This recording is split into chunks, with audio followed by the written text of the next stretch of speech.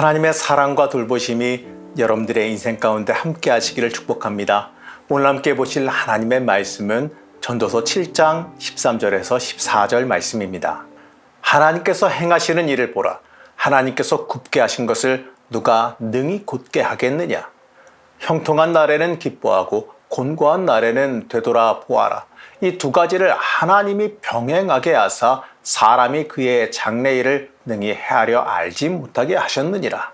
엔게디 말씀 묵상과 함께 하시는 성도님들을 축복합니다. 전도서는 인생의 허무한 말을 말하지 않습니다. 무엇이 허무한 인생인지를 알게 해주므로 우리가 어떻게 살아가야 될지 다시 한번 생각하게 만들어줍니다. 오늘 7장 말씀은 인생의 허무함을 극복하게 도와주는 것이 무엇인지를 알려줍니다. 인간은요, 이 세상 욕망을 추구하다가도요, 결국 그 욕망의 끝은 허무함이라는 것을 깨닫게 됩니다. 그래서 결국 그 허무함을 극복하기 위해 여러 가지 세상적인 노력을 행하게 됩니다. 하지만 이 세상적인 노력은요, 다 실패할 수밖에 없어요. 하나님을 경외하지 않는 그 인본적인 삶은 허무와 절망의 수렁에 빠질 수밖에 없습니다. 그래서 오늘 말씀은 하나님 중심의 삶에 대해서 말합니다. 하나님 중심으로 살아가는 지혜를 가져서 인생의 허무함을 극복하라라고 말합니다. 먼저 전도자는요, 명예가 사치품인 향유보다도 더 귀하다라고 말해요. 어떤 값진 물건을 지니는 것보다 의로운 삶으로 인생을 마치는 것이 더 중요하다라고 강조합니다. 이 세상에서 이 많은 것을 쌓아놓는 것보다 하나님에게 어떻게 불릴 것인지가 더 중요하다는 걸 알려줘요. 그렇기 때문에 우리도 무엇을 더 가질 것이냐, 이것보다요, 하나님께 어떻게 불리울 것이냐, 이거를 먼저 생각해 봐야 됩니다. 이제 전도자는요, 인간의 삶이 결국 죽음으로 끝난다고 말합니다. 사람의 생명, 이 세상의 삶이 한정되어 있다. 여러분 다 아는 사실 아닙니까? 근데 우리가 이걸 잊고 살 때가 많아요. 이걸 잊지 말라고 성경은 말씀합니다. 우리의 최종 목적지와 안식처가 어디인지 잘 한번 생각해 봐야 됩니다. 이 땅이 인생의 최종 목적지가 아니라 바로 이 사실을 깨달아 알아야 돼요. 그걸 깨닫는 사람은요, 허무한 것을 추구하며 살아가지 않습니다. 4절 말씀 보시겠습니다.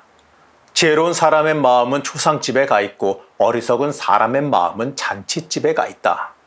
어리석은 사람은 세상 쾌락이 인생의 전부인 것처럼 살아갑니다. 하지만 지혜로운 사람은 인생의 끝이 무엇인지에 대해서 생각합니다. 이들은요, 생명의 길, 지혜의 길로 가기를 소망합니다. 이 참 지혜로운 사람은 하나님의 음성에 귀를 기울이는 사람입니다. 나를 인도하시는 그 음성이 이 때때로 질책처럼 들리더라도 그 음성 따라 생명길로 걸어가야지요. 이러한 사람이 이 생명길로 들어가는 그 지혜자라는 그 사실을 잊지 말아야 됩니다. 우리는요, 이러한 지혜 있는 삶, 생명이 있는 삶을 추구하며 살아갈 수 있어야 돼요. 이제 전도자는요, 세상을 살아가면서 물질로 인해서 패망할 수 있음을 말해줍니다. 7절에서 이렇게 말해요. 탐욕은 지혜로운 사람을 어리석게 만들고 뇌물은 지혜로운 사람의 마음을 병들게 한다. 세상적으로 아무리 지혜로울지라도 이 돈에 눈이 멀면 어리석은 인생이 될 수밖에 없습니다. 이 뇌물과 같이 부당한 것들에 빠져들게 되면 탐욕에 잡아먹히게 됩니다. 이러한 인생은요, 하나님과 함께 동행하는 길에서 벗어나게 됩니다. 재물을 위해 살아가는 사람이 되고 말아요.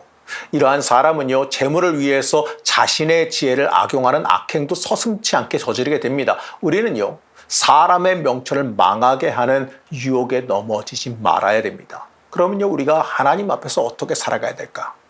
이 전도자는요, 끝까지 포기하지 말고 신실하신 하나님 붙잡아라, 이렇게 말합니다.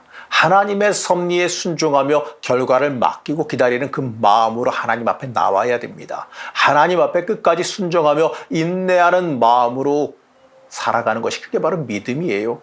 9절 말씀 보시겠습니다. 급하게 화내지 말아라. 분노는 어리석은 사람의 품에 머무는 것이다. 물론 세상 살아가면서 분노는 피해야 될 감정입니다.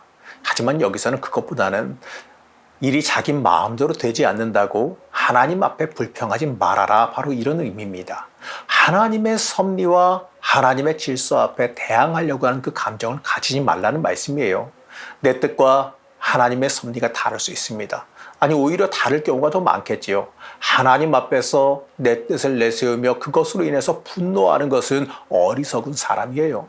이 때때로 늦으시는 것도 하나님 뜻이고 빠르게 몰아치시는 것도 하나님 뜻입니다. 하나님의 역사하시는 그 시간을 사람의 관점에서 판단하지 말아야 됩니다. 하나님의 역사하심은 하나님께서 가장 좋을 때 가장 합당하게 이끌어 가실 때입니다. 전도자는 우리에게 금과 은보다 이 귀에서 어떤 것도 비교할 수 없는 그 지혜에 대해서 말합니다. 바로 하나님께서 행하시는 일을 주위에서 살펴보는 일이라고 말합니다. 하나님께서 행하시는 그 일을 보고 하나님과 함께 발맞춰 걸어가는 지혜를 가져야 된다는 겁니다. 그래서 우리는요, 하나님의 인도하심을 간구해야 되고 하나님의 길을 보기를 소망해야 됩니다. 그리고 보여주실 그 길에 순종하며 따라갈 결심을 해야 됩니다. 믿음은 순종이 함께 있어야 됩니다. 하나님 앞에 철저한 순종이 가장 중요하다는 것을 잊지 말아야 됩니다. 그리고 순종은요, 좋은 날과 나쁜 날을 다 받아들일 줄 아는 겁니다. 사실 어느 누구도 주어질 미래에 대해서 예상할 수 없어요. 그렇기 때문에 오늘의 나쁜 일이 내일의 기쁜 일이 될 수도 있음을 생각해야지요. 중요한 건요, 내가 하나님의 섭리하심과 인도하심 위에 있다는 겁니다. 당장 주어진 현실이 안 좋을 수 있습니다. 하지만 그건 잠깐이에요. 하나님께서 좋은 날과 나쁜 날 두 가지를 다 사용하셔서 우리를 이끌고 가고 계세요. 하나님의 섭리 참 어렵지요. 하지만 그 앞에 맡기며 순종하면 복이 있는 삶, 승리의 길을 걸어가게 될 겁니다.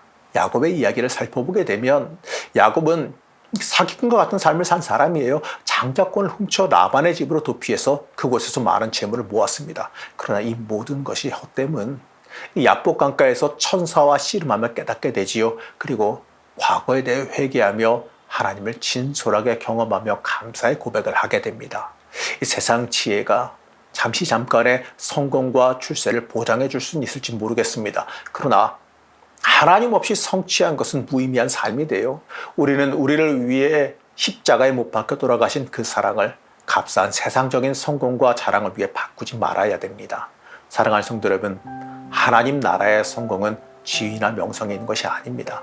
진정한 성공은 하나님 붙잡고 영적인 삶의 의미를 찾는 인생입니다. 오늘도 패망하는 세상 지혜를 내려놓으시고 영생하는 복된 지혜를 붙잡으시기 바랍니다. 세상의 헛된 것을 버리고 참된 지혜를 추구하며 승리의 길을 걸어가시기를 간절히 축복합니다. 우리의 왕이신 하나님, 세상에서 썩어 없어질 것을 추구하는 헛된 지혜를 내려놓길 원합니다. 하나님의 인도하심과 섭리하심 앞에 철저히 맡기며 살아가길 원합니다. 연약하고 부족한 우리를 붙잡아 주셔서 이 세상 성공이 아니라 영적인 승리를 붙잡으며 살아가게 하여 주시옵소서. 하나님의 길, 예수 그리스도의 길을 걸어가길 소망하며 예수님의 이름으로 간절히 기도드렸습니다. 아멘.